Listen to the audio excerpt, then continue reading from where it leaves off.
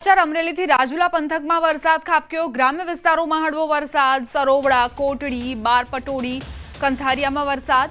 રાજુલા શહેરમાં પણ વરસાદી માહોલ। રાજુલાના રસ્તા પર પાણી ફરી વળ્યા છે।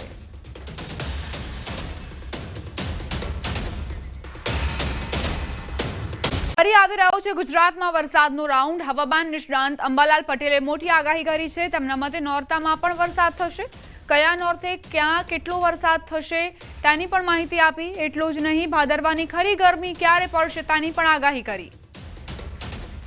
તારીખ 14 થી 20 અને ક્યાંક 22માં રાજ્યના ભાગોમાં વરસાદ થવાની શક્યતા છે। દક્ષિણ ગુજરાતના કેટલાક ભાગમાં ભારે વરસાદ થવાની શક્યતા છે। કોઈ ભાગમાં લગભગ 2 ઇંચ 3 ઇંચ કે 4 ઇંચ જેવો વરસાદ થવાની શક્યતા છે।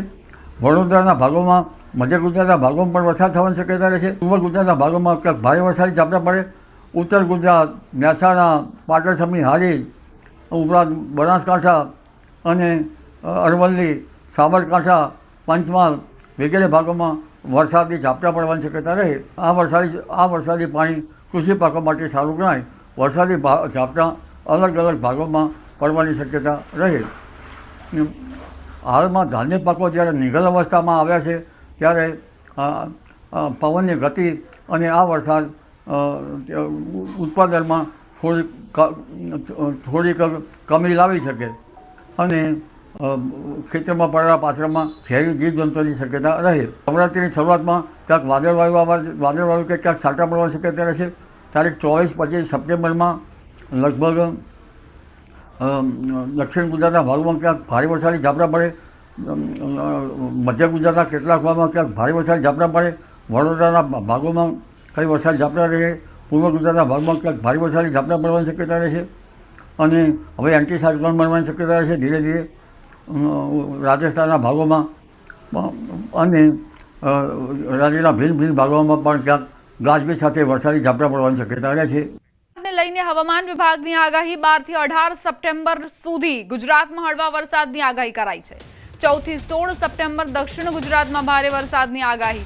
સુરત, નવસારી, વલસાડ, તાપી જિલ્લામાં વરસાદની આગાહી કરાઈ છે। 14 થી 16 સપ્ટેમ્બર થંડર સ્ટોર્મની આગાહી કરાઈ છે। 12 से लेकर 18 सितंबर तक 7 दिन की जो फोरकास्ट है, हल्का से मध्यम बरसात का संभावना रहेगा दोनों क्षेत्रों में ही, गुजरात रीजन और सौराष्ट्र कच्छ रीजन। इसमें हेवी रेनफॉल का वार्निंग दिया गया है 14, 15, 16। मेनली दक्षिण गुजरात की जो ज़िला है इसमें हेवी रेनफॉल आइसोलेटेड प्लेसेस में येलो वार्निंग के साथ दिया गया है। अभी थंडरस्टॉर्म, उस टाइम थंडरस्टॉर्म का भी वार्निंग दिया गया है 14, 15, 16 सितंबर के लिए।